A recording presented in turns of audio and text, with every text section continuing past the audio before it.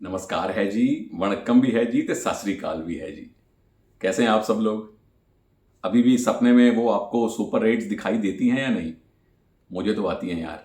Specially Rinku का वो जो सोलो टैकल था सचिन तंवर के ऊपर।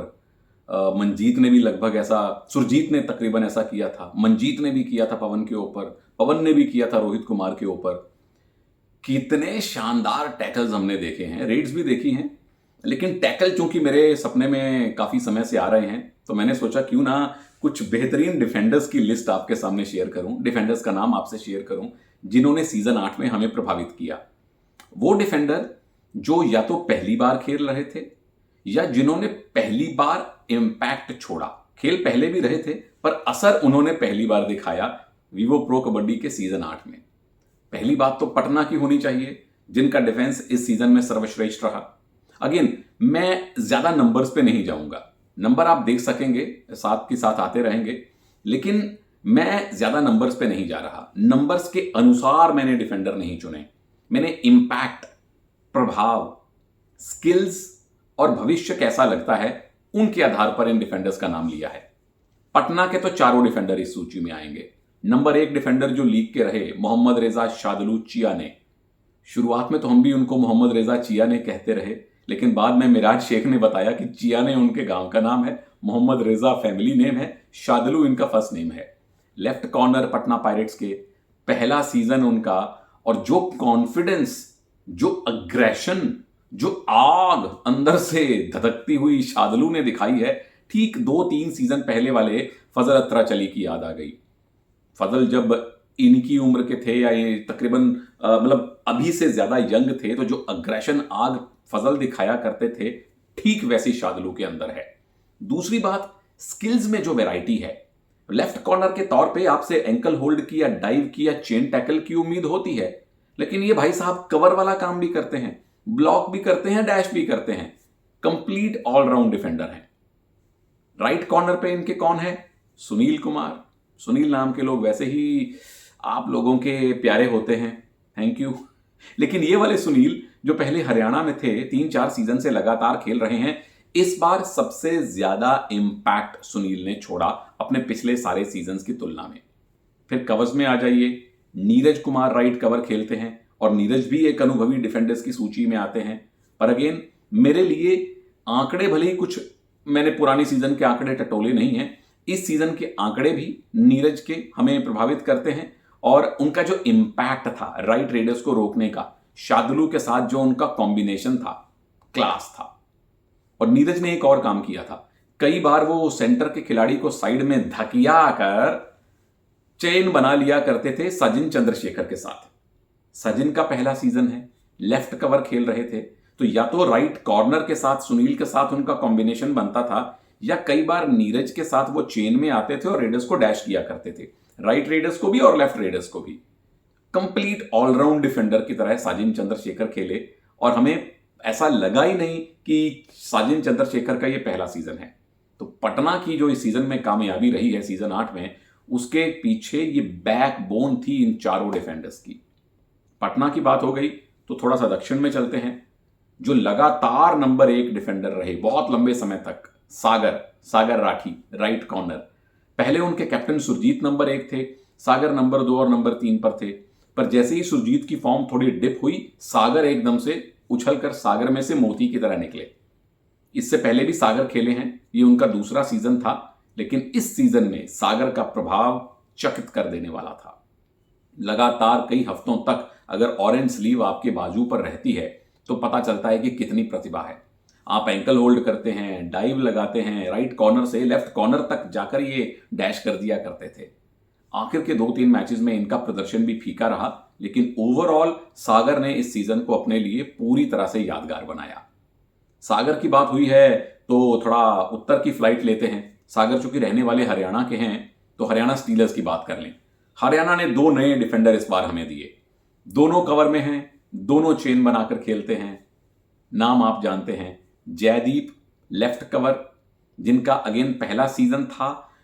अगेन मुझे अनकन्वेंशनल डिफेंडर लगे, गैर परंपरागत डिफेंडर लगे, जो अपने साथी मोहित के साथ चेन बनाते हैं। मोहित का नाम भी आता है, पर जयदीप काफी समय तक टॉप 3 डिफेंडर की सूची में रहे।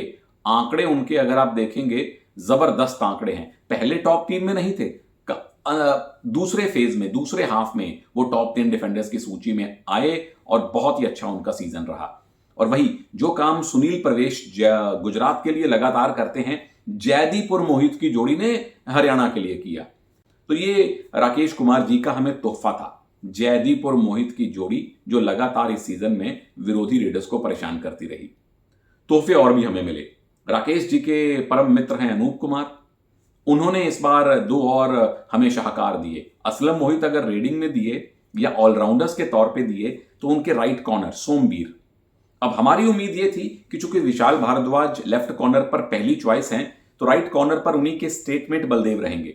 बलदेव रहे, बहुत ज्यादा प्रभावित नहीं कर पाए, तो सोमवीर को उतारा गया, पहले भी और अंत में भी, और सोमवीर ने प्रभावित किया। एक तो ऐसा पैच था, 7-8 मैचेस का पैच था जिसमें सोमवीर ने 5 हाई 5 लगातार लगाए थे। अद्भुत खेले हैं सोमवीर। ये उनका पहला सीजन नहीं था, लेकिन पहला ऐसा सीजन था जब सोमवीर ने बेहद प्रभावशाली खेल खेला। उनके एंकल होल्ड, डाइव जब लगाते थे थाइव पर, अद्भुत काम किया सोमवीर ने। सोमवीर के साथ ही, सोमवीर चूंकि राइट कॉर्नर हैं, कवर पर 2 खिलाड़ी थे, जिसमें से एक खिलाड़ी अभिनेश नादराजन मुझे विशेष तौर पे प्रभावशाली लगे।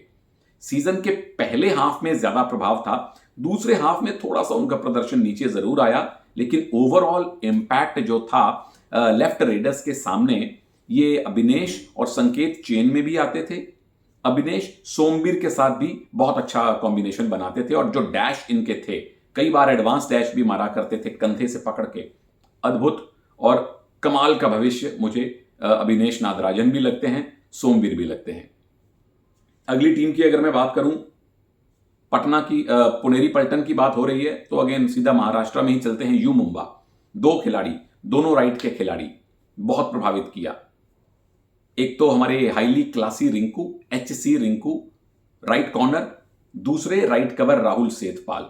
दोनों का नाम इससे पहले आपने और मैंने नहीं सुना था, दोनों ने प्रभावित किया है। स्पेशली राइट कॉर्नर रिंकू, क्योंकि राइट कॉर्नर इससे पहले संदीप नरवाल खेलते थे। फजल संदीप का कॉम्बिनेशन बहुत अच्छा था, चिरलाथन भी वहां खेले हुए हैं। तो 2 अनुभवी डिफेंडर्स की जगह एक नए डिफेंडर का आना और फजल जैसे दिग्गज से ज्यादा पॉइंट स्कोर करना, यह रिंकू की क्लास दिखाता है। अग्रेसिव हैं, आगे चढ़ के खेलते हैं, कमाल का खेलते हैं। वही काम किया राइट कवर राहुल सेठपाल ने। शुरुआत में आशीष सांगवान को राइट कवर पे खिलाया गया था, बाद में राहुल सेठपाल को मौका मिला, और एक मैच मुझे याद आता है जब इन्होंने back to back 2 super tackle किए थे। सुपर टैकल अद्भुत किए थे, उसके बाद उनकी जगह राइट कवर पे पक्की हो गई। और हां, जब मैं रिंकू की बात करता हूं तो वो सचिन तंवर के ऊपर जो सोलो टैकल किया था, जब उनका एक प्लेयर सेल्फ आउट, 2 खिलाड़ी थे डिफेंस में, एक सेल्फ आउट हुआ, अकेले बचे राहुल HC रिंकू, और अमूमन जब 1 वर्सेस 1 की सिचुएशन हो तो रेडर पॉइंट ले जाता है, पर रिंकू ने उन पे डाइव लगाई, उनका एंकल छोड़ा नहीं, घसीटते रहे। बहुत कम, विरले देखने को मिलता है जब एक ही खिलाड़ी ने सुपर टैकल को अंजाम दे दिया हो। तो इन दोनों खिलाड़ियों ने यू मुंबा के लिए डिफेंस में काफी ज्यादा प्रभावित किया मुझे इस सीजन में। उसके बाद बारी आती है, थोड़ा नीचे आइए महाराष्ट्र से, कर्नाटक में बेंगलुरु बुल्स, उनके नए लेफ्ट कॉर्नर अमन। अब हमारी ये कल्पना थी कि पिछले सीजन में अमित शोरान और सौरभ नंदल की जोड़ी इस सीजन में भी चली। शुरुआत शेरावत साहब ने अमित शोरान से ही करवाई, पर बीच में सरप्राइज एलिमेंट के तौर पे वो अमन को ले आए, और अमन ऐसे आए कि अमित शोरान को बाद में बहुत कम मौके मिले।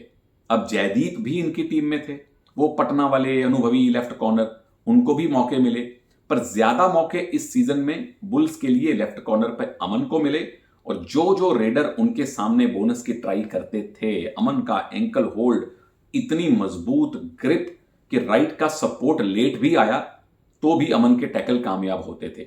बेहतरीन भविष्य मुझे लगते हैं अमन बेंगलुरु बुल्स के लिए। और यहां एक शब्द शेरावत साहब के लिए भी, जो हर सीजन में एक 2 प्लेयर लाकर इस प्रो कबड्डी को भेंट करते हैं।